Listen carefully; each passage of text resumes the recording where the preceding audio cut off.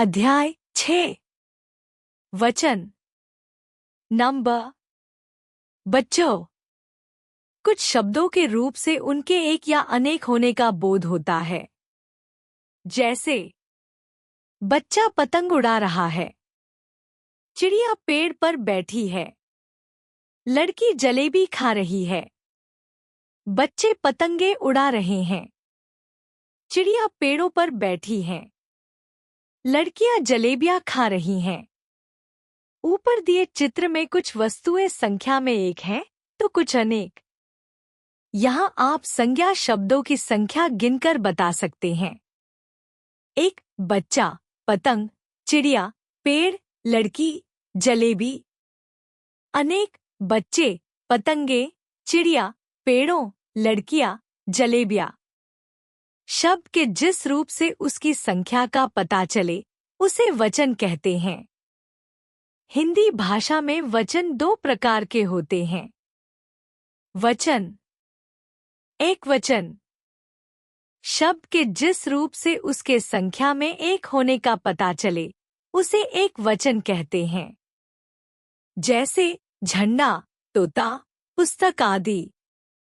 बहुवचन, शब्द के जिस रूप से उसके संख्या में एक से अधिक होने का पता चले उसे बहुवचन कहते हैं। जैसे झंडे, तोते, पुस्तकें आदि। एकवचन, बहुवचन। पहला बच्चा पढ़ रहा है, बच्चे पढ़ रहे हैं।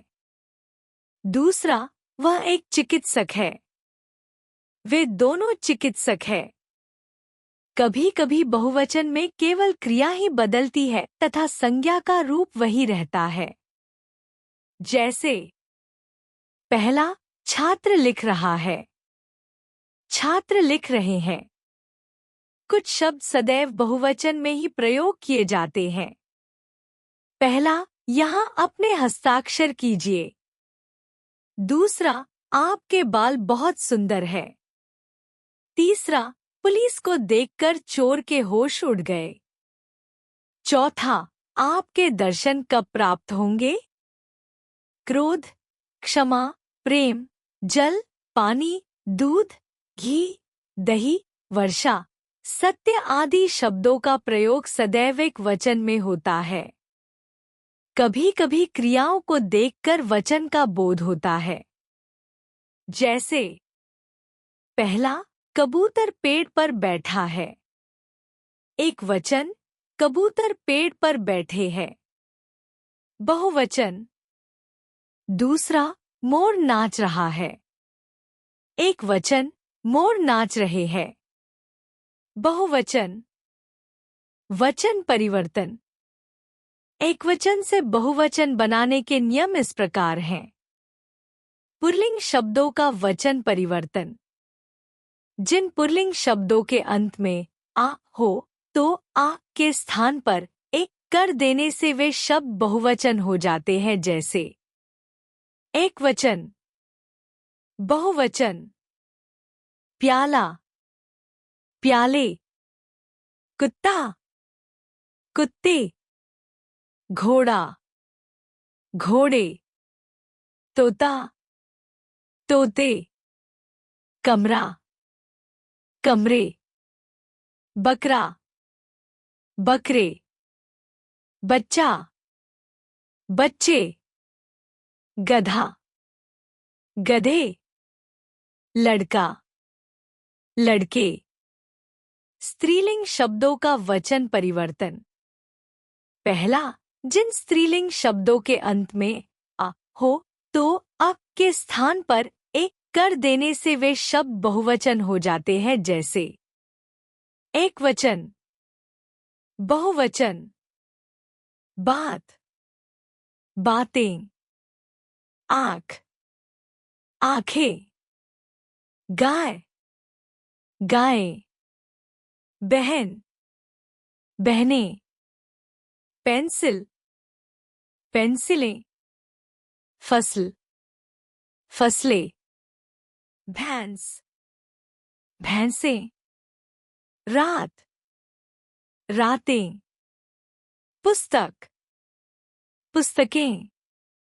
दूसरा, जिन स्त्रीलिंग शब्दों के अंत में आ हो तो आ के बाद ए जोड़ देने से वे शब्द बहुवचन हो जाते हैं, जैसे एकवचन, बहुवचन, यात्रा, यात्राएं, माला, मालाएं, भाषा, भाषाएं, माता, माताएं, कविता, कविताएं, गाथा, गाथाएं, महिला, महिलाएं, छात्रा, छात्राएं, कन्या, कन्याएं। तीसरा, जिन स्त्रीलिंग शब्दों के अंत में ई या ई हो तो ई के बाद या तथा ई के स्थान पर या कर देने से अर्थात अंतिम दीर्घ स्वर को ह्रस्व स्वर देने से वे शब्द बहुवचन हो जाते हैं, जैसे एकवचन, बहुवचन, रानी, रानियां, रीति, रीतियां, घड़ी, घड़ियां, मिठाई, मिठाइयां, तिथि, तिथियां, ध्वनि, ध्वनियां, मक्खी, मक्खियां, लड़की, लड़कियां, चींटी, चींटियां। चौथा, जिन स्त्रीलिंग शब्दों के अंत में या हो तो या के ऊपर अनुनासिक आ लगा देने से वे शब्द बहुवचन हो जाते हैं, जैसे एकवचन, बहुवचन, बिटिया, बिटिया, चूहिया, चूहिया, डिबिया, डिबिया, गुड़िया, गुड़िया, बुढ़िया, बुढ़िया, चिड़िया, चिड़िया।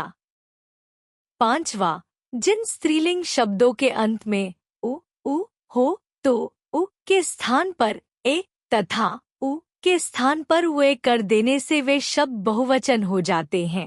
अंतिम दीर्घ स्वर स्व हो जाता है, जैसे ऋतु, ऋतुए, जू, जुए, धेनु, धेनुए, वधू, वधुए, बहु, बहुए, वस्तु, वस्तुए।